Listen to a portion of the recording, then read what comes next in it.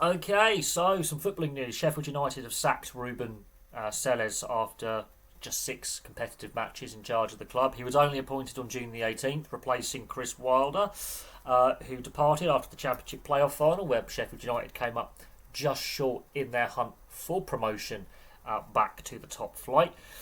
They gave him a 3-year deal as well, which I find really interesting. Is after just 6 games, they're having to pay him out for the rest of his contract. I feel a bit sorry for Ruben Selles, but at the same time, his style of management, his style of play, whatever tactics he uses, clearly doesn't suit this playing group. And it's obviously become very apparent to the board that his style of play doesn't suit the players. He's not reaching objectives, and this club wants to be in the Premier League. They got close last year. They were in the playoff hunt for most of the season in regards to automatic promotion and then the playoffs. They were always at the top end of the table. They could score goals. This is something they haven't done this season, is score goals. They've only scored 2 on the season. They've conceded 14, haven't scored a goal in 4 straight games. They're rock bottom of the Championship. And even if they were to win their next game, they would still be in the bottom 3, depending on other results elsewhere, because of the points total Wrexham currently has outside the relegation zone. So it's not as if they can get out of trouble straight away with a win. They are in trouble. Reports are suggesting Chris Wilder is set to make a return to the club. Now, he knows how the club operates, he knows a lot of the players, he knows the objectives of the club and the structures of the club. I'm not a fan of managers getting sacked and replaced all over the place. Clubs that regularly sack managers tend to struggle, but I will say this about Ruben Selles: it's clearly not working. When you start the season at home with a 4-1 defeat against Bristol City, who, in my opinion, are an upper mid-table Championship club with aspirations to potentially make playoffs, but Bristol City haven't really been making waves in the Championship for some time. When you lose 4-1 against Bristol City, that's a warning sign at home.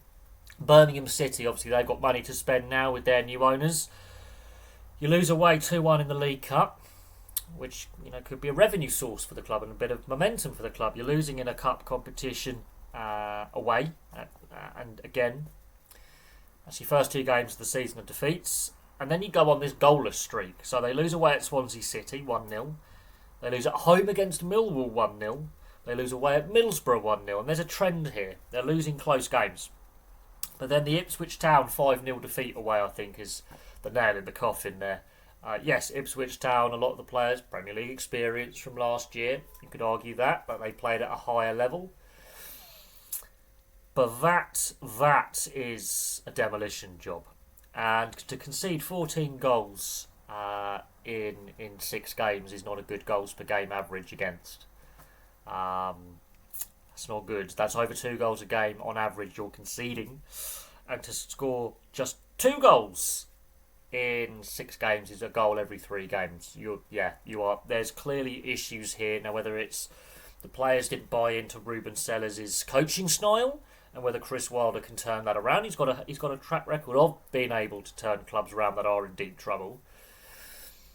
But they are giving their rivals a massive head start this early in the season in regards to promotion race, which is where the club want to be, and in regards to just potentially, if this form continues, even with Chris Wilder making a return, getting cut off at the bottom of the table. Because, as I say, depending on results elsewhere and goal difference, because they've already got a -12, they're going to have to go on a lengthy winning streak to really drag themselves out of not only the bottom 3, but also out the bottom half of the table, just to make mid-table at this point. Because you fast forward till the next international break, if they're still struggling, potentially with Chris Wilder in charge, this could be a very long season for Sheffield United. Now, in saying that, the Championship is a very topsy-turvy league. Win a couple of games, the way it works and how competitive it is, a couple of wins can drastically change where your position is. But at the moment, just a couple of wins will just get them just outside the bottom 3 side, and that's with results going their way if the teams around them continue to lose as well, which I don't think is looking very likely at this point.